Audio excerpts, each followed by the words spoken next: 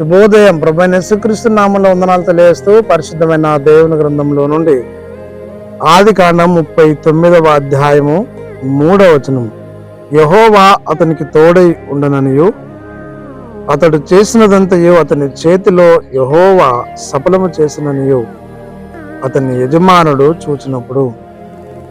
ప్రార్థన చేసుకుందాం. పరిశుద్ధుడా, ప్రేమ కలిగిన తండ్రి, వందనాలు స్తోత్రాలు చెల్లించుకుంటూ వాక్యము ధ్యానిస్తుండగా మీ సన్నిధి మాతో ఉంచి నడిపించి దీవించి ఆశీర్వదించమని యేసుక్రీస్తు పేరట ప్రార్థించడికి వేడుకొంచున్నాం తండ్రి, ఆమేన్.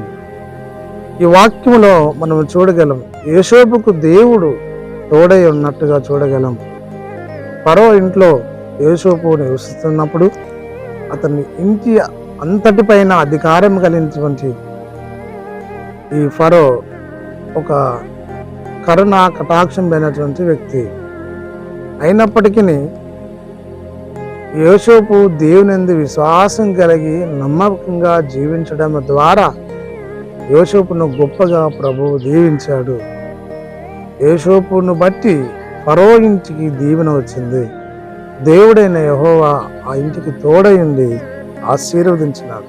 అంత మాత్రం కాదు, యోసేపు కూడా శ్రమలలో, కష్టాలలో, బాధలలో అన్నదమ్ముల ద్వారా కలుగుతున్నప్పుడు మరి దేవుడు వారికి తోడుండి, అనగా యోసేపుకు తోడుండి కాపాడినట్లుగా చూడగలం.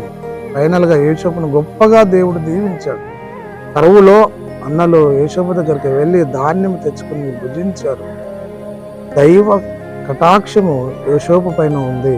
కాబట్టి ప్రియ సహోదరి సహోదరుడా, నీవు నేను కూడా దేవుని కటాక్షంలో వర్ధిల్లి దేవుని తోడు మనము కలిగి ఈ లోకములో గొప్పగా దీవించబడి ప్రభువు కొరకు నివసించినట్లు పరిశుద్ధాత్మ త్రియేక దేవుడు తోడై ఉండి దీవించి ఆశీర్వదించిన గాక, ఆమేన్. మౌనతుడా, స్తుతి స్తోత్రాలు చెల్లించుకుంటూ వాక్యము ధ్యానిస్తుండగా అసలు మాతో ఉంచిన వందనాలు ఆన్లైన్లో వీక్షిస్తున్నటువంటి క్రైస్తవ సహోదరి సహోదరులను, విశ్వాసులను, సేవకులను, సంఘములను విడుదల చేసి మాయం పొందమని యేసయ్య నామములో ప్రార్థించడానికి వేడుకొంచున్నాము, ఆమేన్. తండ్రి, కుమార, పరిశుద్ధాత్మ త్రియేక దేవుడు సదాకాలము తోడైండి దీవించి ఆశీర్వదించిన గాక, ఆమేన్.